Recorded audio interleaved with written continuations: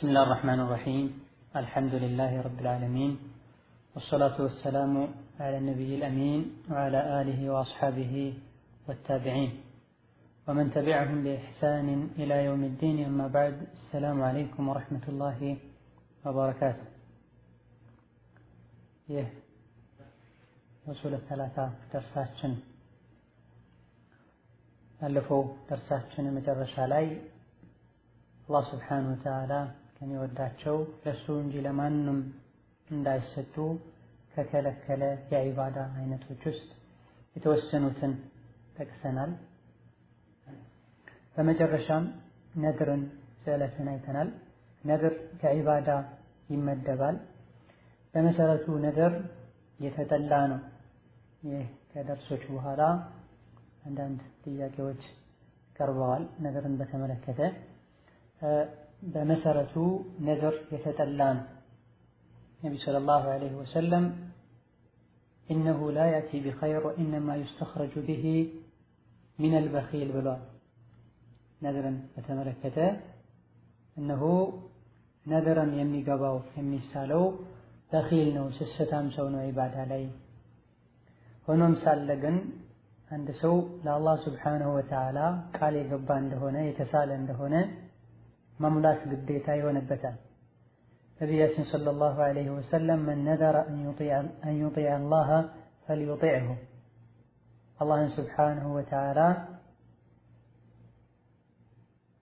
ለመታዘዝ ወይም ደግሞ አላህ የሚወደውን ነገር ዒባዳ ለማድረግ የተሳለ ቃል የገባ ይሙላ፣ ቃሉን ይሙላ ብለዋል ነብዩ ሰለላሁ ዐለይሂ ወሰለም። ላኪን አላህ የሚያስቀይም ከሆነ ወንጀል ከሆነ ይህን ጉዳይ ያሳካልኝ እንደሆነ ሁለተኛ እገሌን አላናግርም እገሌትን አላናግርም ብሎ ዝምድና የሚቆርጥ ከሆነ ሶላት አልሰግድም የሚል ከሆነ ብቻ አላህ የከለከለውን ነገር ለማድረግ ቃል ከገባ ያን መምላት አይቻልም፣ ወንጀል ይሆናል፣ ይከለከላል።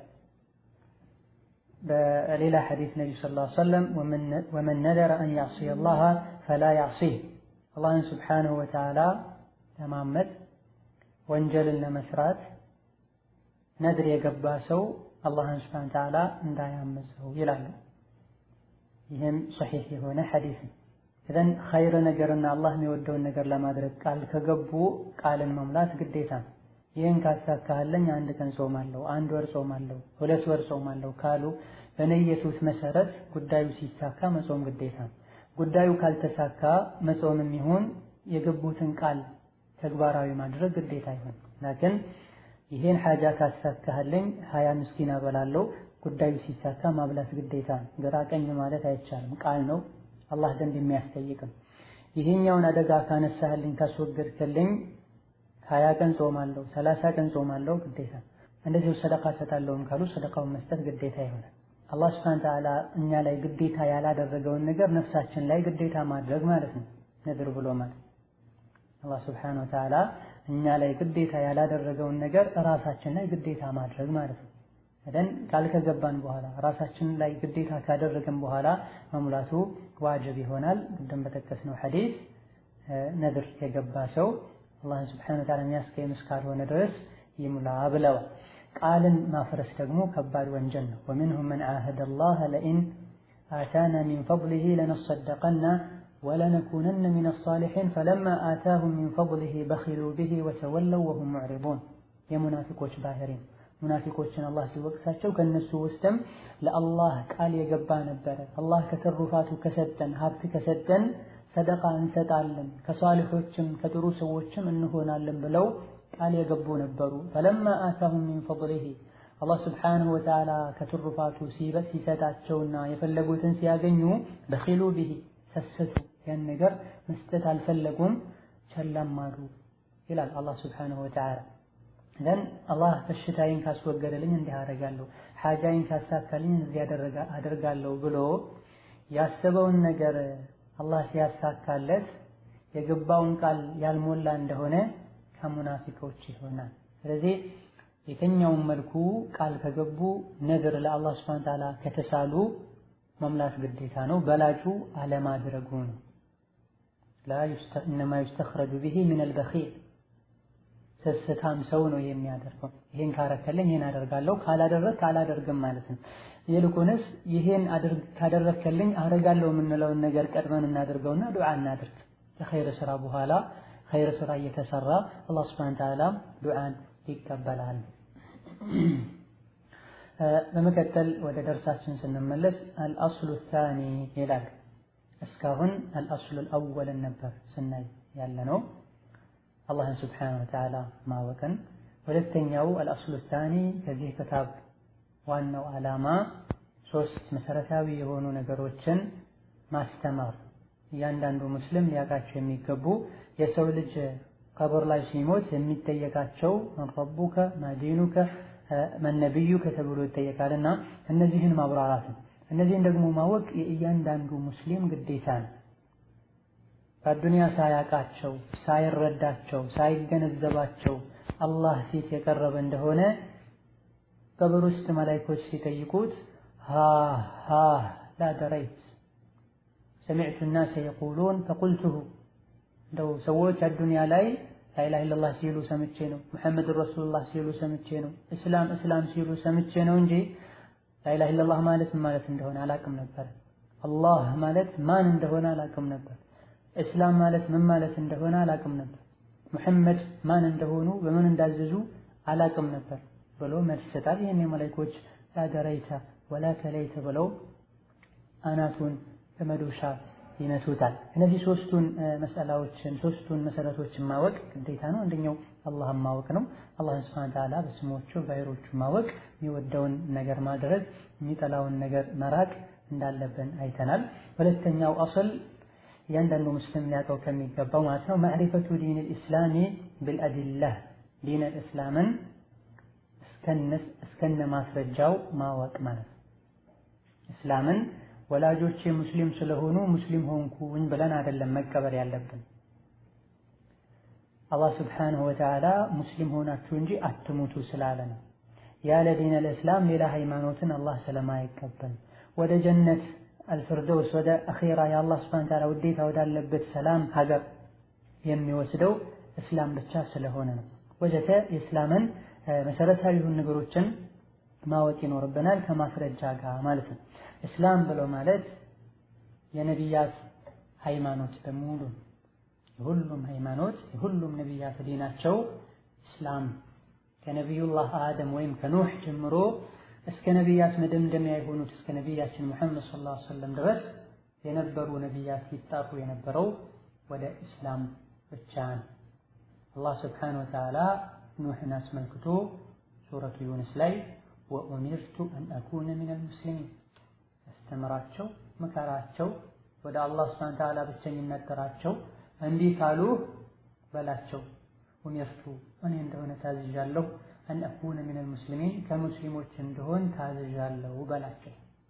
ኢብራሂምና ያዕቁብን የኢብራሂም ልጆችን አስመልክቶ ደግሞ አላህ ሱብሓነሁ ወተዓላ ሱረቱል በቀራ ላይ ምን ይላል? ኢዝ ቃለ ለሁ ረቡሁ አስሊም ቃለ አስለምቱ ሊረቢል ዓለሚን። አላህ ኢብራሂምን ስለም ባላቸው ጊዜ እጅ እግርህን ለጌታ ስጥ ባላቸው ጊዜ ለጌታ እጅ እግሬን ሰጥቻለሁ አሉ። ወወሳ ቢሃ ኢብራሂሙ በኒህ ወያዕቁቡ ያ በኒ፣ ኢብራሂም ልጆቹን ይሄንኑ አላህ የመከራቸውን ምክር መከሩ፣ እንዲሰልሙ አዘዟቸው። ያዕቁብም እንደዚሁ ያ በኒየ ኢነላህ አስጠፋ ለኩም ዲን፣ ልጆች ሆይ አላህ ሱብሓነሁ ወተዓላ ለእናንተ የሚሆነውን ሃይማኖት እሱ መርጦላችኋል። ፈላ ተሙቱና እንዳትሞቱ ኢላ ወአንቱም ሙስሊሙን ሙስሊሞች ሆናችሁ እንጂ እንዳትሞቱ። ኢዘን ኢብራሂምም የኢብራሂም ልጆችም ለልጅ ልጆቻቸው የመክሩት የነበረው ዲን እስልምና ነው። ያስተምሩ የነበረው ይጠሩ የነበረውም ወደ እስልምና ነው። የሉጥን ህዝቦችንም አስመልክቶ ወማ ወጀድና ፊሃ ገይረ በይትን ሚነል ሙስሊሚን፣ የሙስሊም ቤት አንድ ብቻ ነው ያገኘ ነው ይላል አላህ ሱብሓነሁ ወተዓላ የሉጥ ህዝቦችንም አስመልክቶ። እንደዚሁ የዒሳ ሃይማኖትም ይሄው ነበር።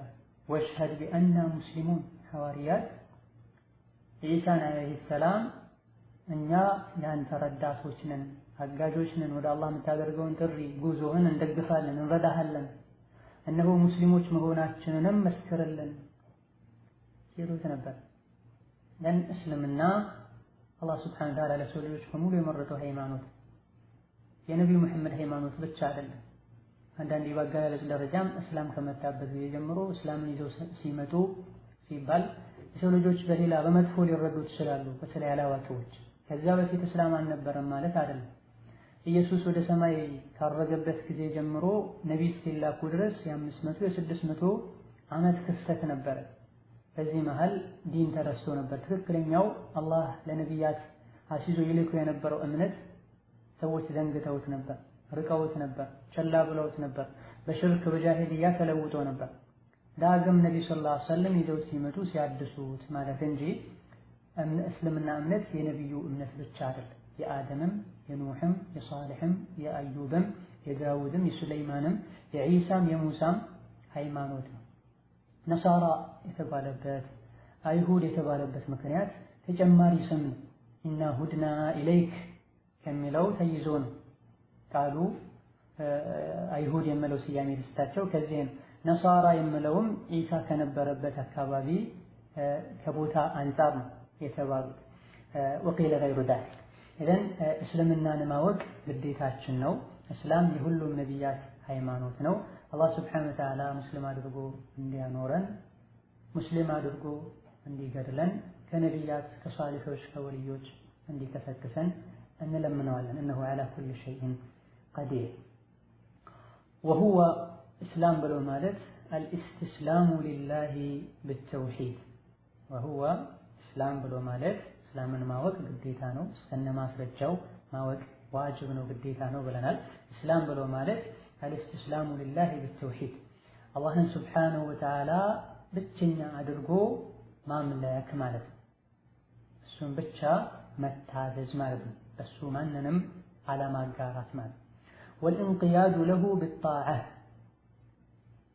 አላህ ሱብሓነሁ ወተዓላ ያዘዘውንም መታዘዝ የከለከለውንም መከልከል እሱ ወደ መራን ቦታ መመራት ማለት ነው። እንቅያድ ብሎ ማለት መመራት ማለት መታዘዝ ማለት ነው። ሂዱ ወዳለን መሄድ ማለት ነው።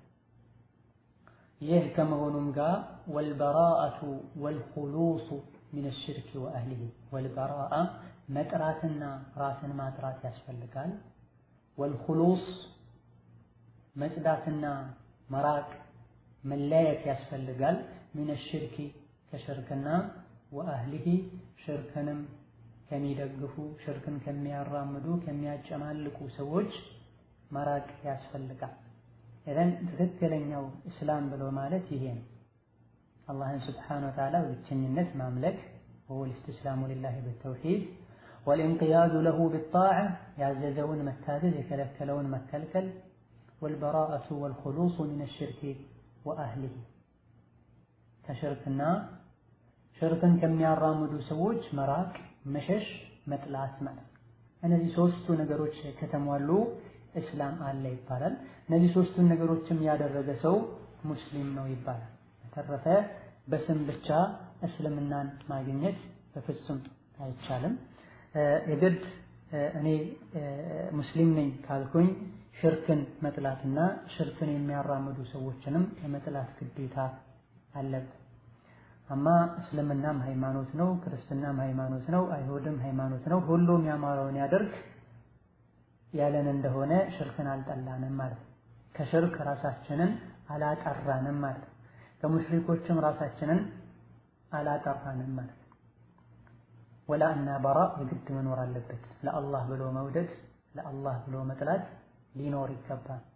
ወንጀልን ከጠሉ ወንጀል የሚሰሩ ሰዎችንም ተግባራቸውንም ጭምር መጥላት ግዴታ ይሆናል። ከኩፍር የበለጠ ወንጀል የለም። ከሽርክ የበለጠ ወንጀል የለም። ለአላህ ልጅ አለው አላህ ወለደ ከማለት የበለጠ ቅጥፈት የለም። እነሆ በራአ ወላ እና በራ ውስጣችን ላይ ሊኖር ይገባል። ወሁወ እስላም ሰላቱ መራቲብ ሶስት እርከኖች ሶስት ደረጃዎች አሉት።